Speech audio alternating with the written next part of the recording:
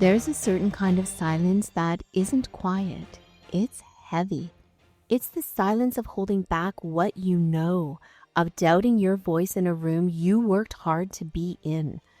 Have you ever said something in a meeting that landed flat, only to hear someone else repeat it, and suddenly that version is a great idea? You're sitting there thinking, was I not clear? Did I say it wrong? But deep down, you know the truth. You weren't heard the first time because of who you are or who you're not expected to be. This episode is for the women who've been praised for being collaborative, while their male peers are applauded for being visionary. It's for the ones who've led with heart and had their strength mistaken for softness. And it's for anyone who's learned slowly and painfully to shrink just enough to stay safe. Welcome back to the Courageous Exchange. I'm Deb Carville, and this is Unmuted, reclaiming your voice in spaces that weren't built for you. If you've ever been the only woman in a room, or the youngest, or the one who didn't look the part, you know what it feels like to be invisible and exposed all at once. You speak and someone rewards it. You lead and they look for someone else to validate it. You succeed and it's chalked up to luck, support, or timing. This isn't about ego, it's about energy. Because every time your expertise is questioned, not on merit but on presence, it chips away at something. It takes effort to stay visible in places where you're repeatedly made to feel small. And that effort has a cost. And it's not just anecdotal. According to McKinsey's Women in the Workplace report, women in male-dominated industries experience higher levels of burnout, lower psychological safety, and a greater sense of onlyness. When you're the only woman in the room, everything you say carries more weight and more risk. It's not just tiring, it's isolating. I spent more than half my career in the tech and IT space. I knew my stuff, I delivered, but still, too often, I had to prove I belonged. I can't count how many times I made strong points in meetings, and it passed unnoticed, where 10 minutes later, a male colleague would say the same thing and the room lit up. Or the times I was asked who I supported on the team when I was the one leading it. Even today, in senior leadership, I still walk into rooms where my voice doesn't land unless it's echoed by someone else. It's not always obvious, but it's consistent enough to notice. And I noticed. I felt it.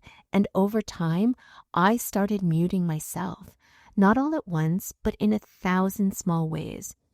Editing my ideas before I spoke, softening my words so they were easier to receive, avoiding the spotlight so I wouldn't be seen as too much. It wasn't until I did the deeper work, coaching, reflection, healing, that I realized I wasn't shrinking because I lacked skill. I was shrinking because I had learned it was safer to be small. Unlearning that's still a practice, one moment of self-trust at a time. When you mute yourself long enough, it doesn't just cost you recognition or opportunities.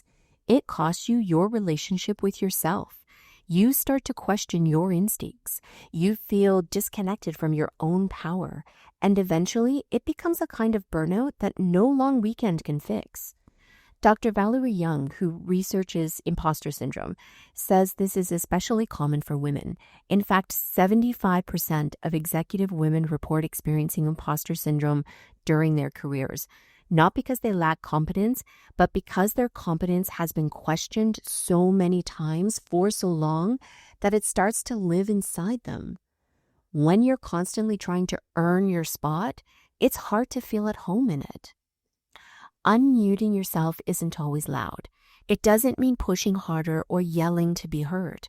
Sometimes it looks like this: saying exactly what you mean, even if your voice shakes. Speaking without a disclaimer. Naming your expertise without apology. Taking up space even when the room hasn't made it for you. It's not about arrogance, it's about alignment. It's a decision to trust yourself even when others don't yet. To root down, not rise up. Unmuting yourself is a leadership act. And when you do it, you make space for someone else to do it too. Okay, I want you to think back to a moment when you muted yourself. What held you back? Now, imagine what it would have felt like to say the thing, to take the space, to trust that you belonged without needing the room to tell you so. And ask yourself, where have I learned it's safer to be small? And what might I reclaim if I choose to take up space anyway? Because this isn't about one meeting or one comment. It's about rewriting the message you send yourself every time you choose your voice. And the next time your voice wavers, try this. I don't need to be louder to be credible. I just need to stay rooted in what I know. Because courage doesn't always roar. Sometimes it whispers. Say it anyway. Thank you for being here with me today.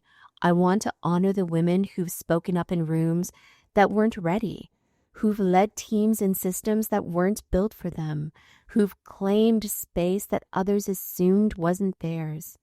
And I want to thank the allies, especially the men who don't just make the space at the table, but actively invite voices that have too often been overlooked. Your allyship matters, and your leadership shifts what's possible. Courage isn't gendered, but it is contagious. So keep choosing your voice, keep standing in your power, and keep leading with heart. Until next time, stay bold, stay rooted, and stay unmuted.